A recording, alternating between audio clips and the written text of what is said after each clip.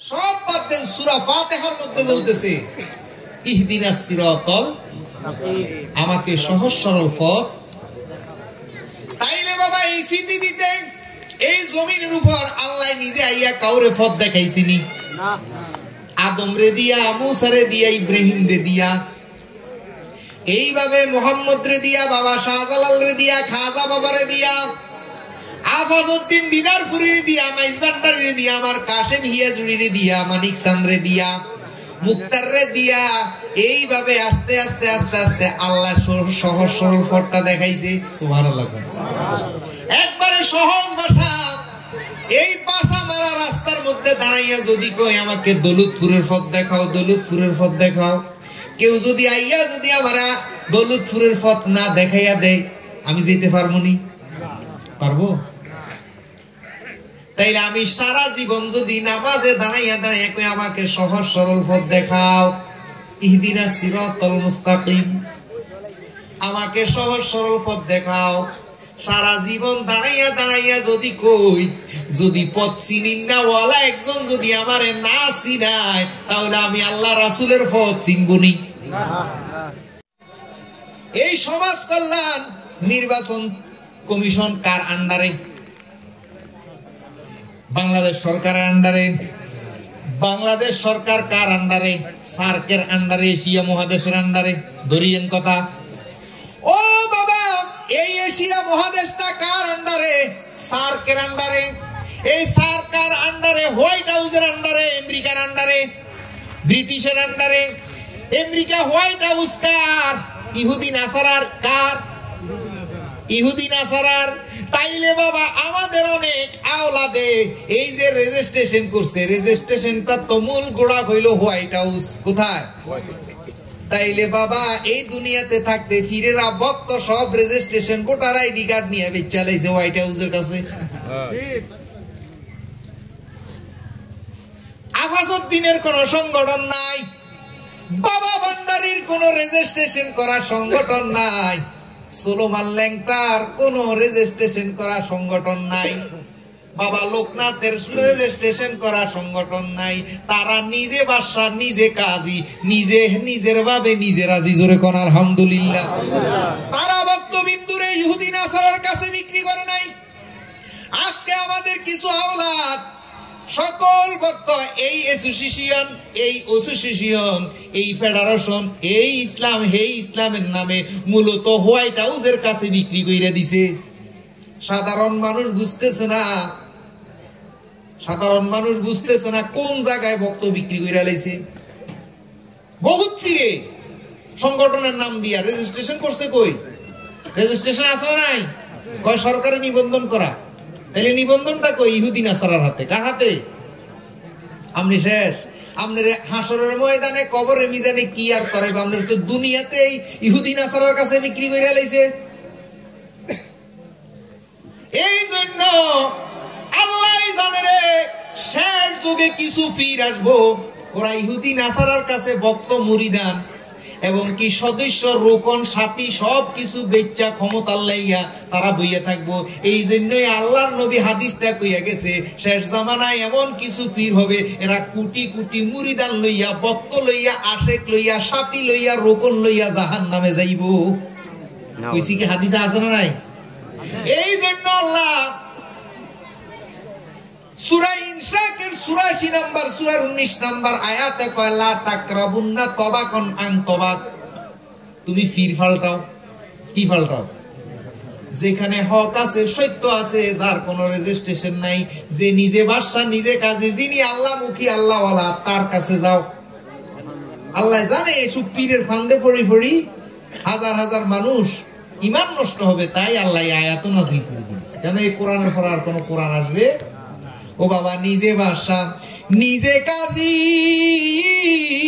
ওরে নিজের ভাবে নিজে রাজি, ওরে নিজের ভাবে নিজে রাজি। মাওলানা নূরের ফুতুলা বাবা মাওলানা, বাবা মাওলানা, মাওলানা নূরের ফুতুলা বাবা। আরে এই ভুবনে দিতে নাই রে তুলনা, হায়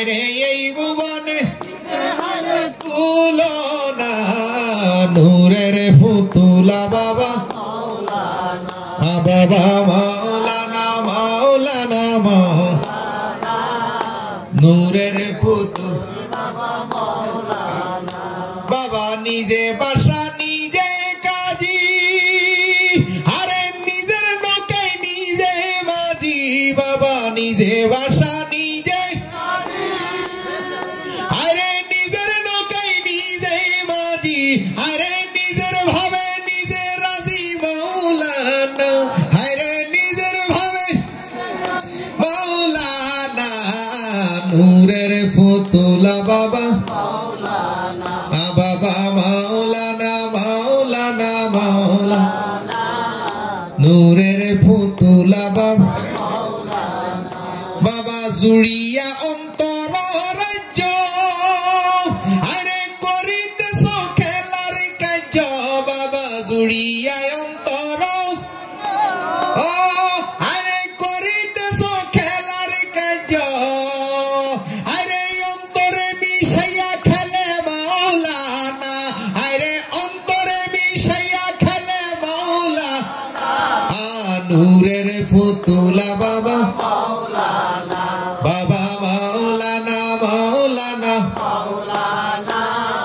নূরের ফুতুলা বাবা হায়রে এই জগতে দিতে নাই রে তুলনা হায়রে এই জগতে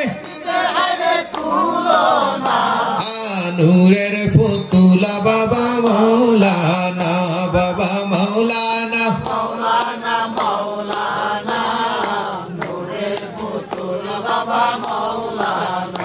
জোরে বলেন আলহামদুলিল্লাহ।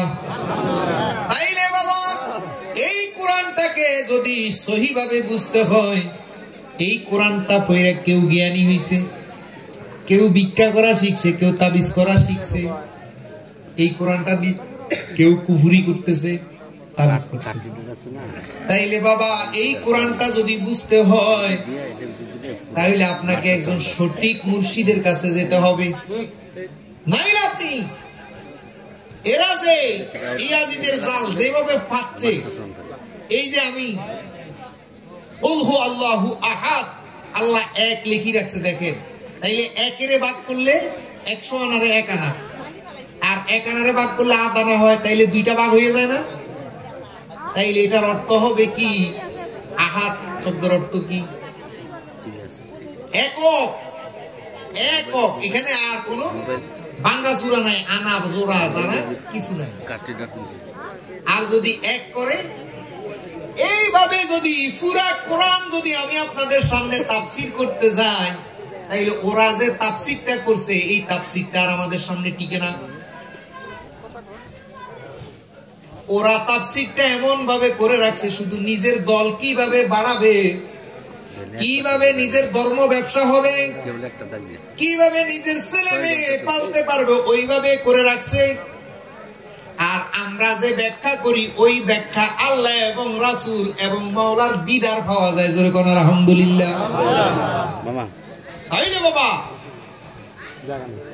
আমাদেরকে মূল আজকের আলোচনাই ছিল যে একজন মুর্শিদ ধরতেই হবে।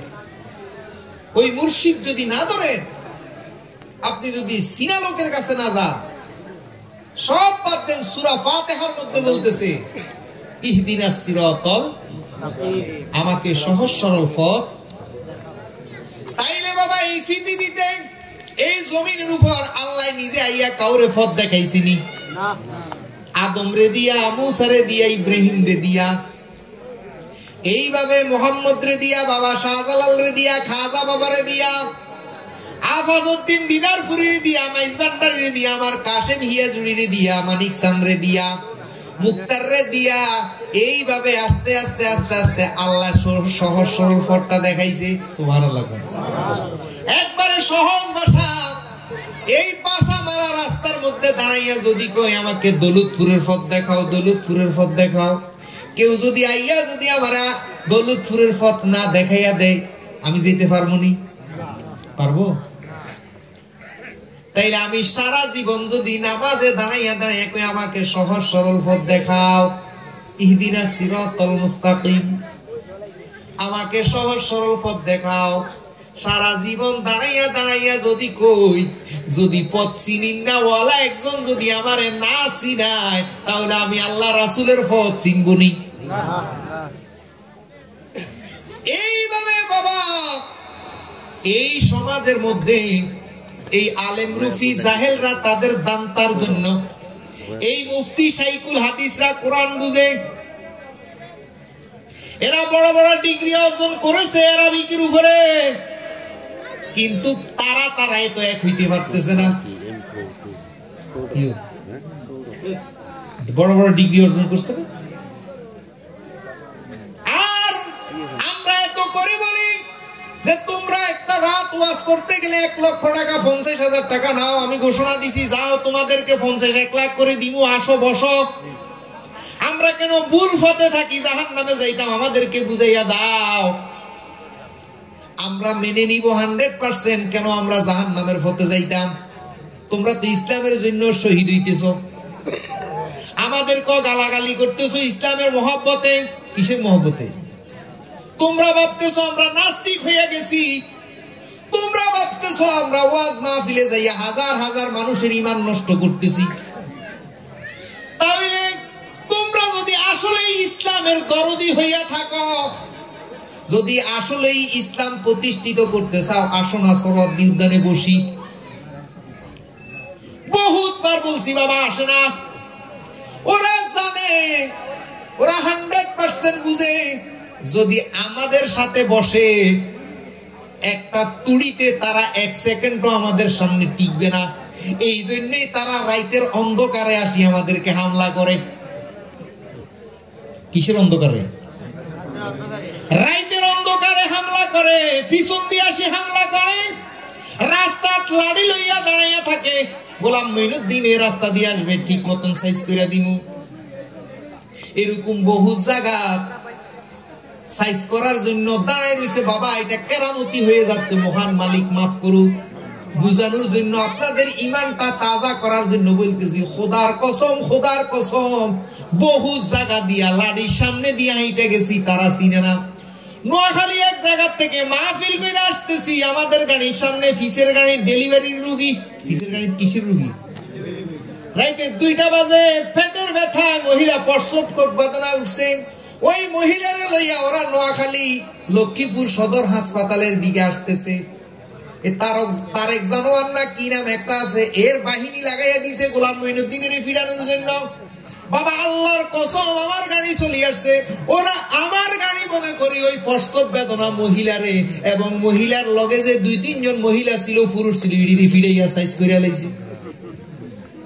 ফিডার শুনে মহিলা প্রসব বাচ্চা বাইর হয়ে গেছে রাস্তা নোয়াখালীতে। মনে করছে গোলাম মঈনুদ্দিন, তারা এটাও দেখে না যে একটা মহিলারে ফিরতেছে। কেন? এটি তো বুঝাই দিছে, এটি বুঝাই দিছে। এটি অলির মাজারও চিনে না, টয়লেটও চিনে না। আমার বাড়ি দেখবেন ভিডিওতে আছে, আমার বাথরুম পর্যন্ত ভাঙতেছে। বাথরুম কি মাজার? গেছিস তো তোরা মাজার ভাঙতি। তাদেরকে আল্লাহ এমন ভাবে অন্ধ করছে, তারা টয়লেটও চিনে না, মাজারও চিনে না, কবরও চিনে না, এবং কি তারা হাদিসের অর্থটাও বোঝে না। হাদিসে কইছে উঁচা বক্ষ, মহিলাদের উঁচা বুকটাকে নিচু করে রাখার জন্য। তাহলে চোখ খারাপ লোকের নজর পড়বে। হাদিসে কয় ইডা হেরতারা ভাঙা শুরু করছে কবর। তাইলে আল্লাহ যে কোরআনের মধ্যে বলছে, খতামাল্লাহু আলা কুলুবিহিম ওয়া আলা সামঈহিম ওয়া আলা আবসারিহিম গিশাওয়া। জোরে কোন আলহামদুলিল্লাহ।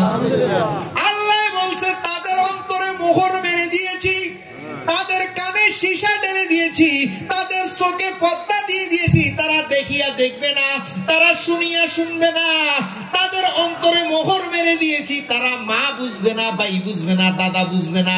স্বার্থের জন্য এরা নিজের বাইরেও হত্যা করতে রাজি করবে। এরা বুঝবে না, এরা জানবে না, এরা পবিত্র স্থান বুঝবে না।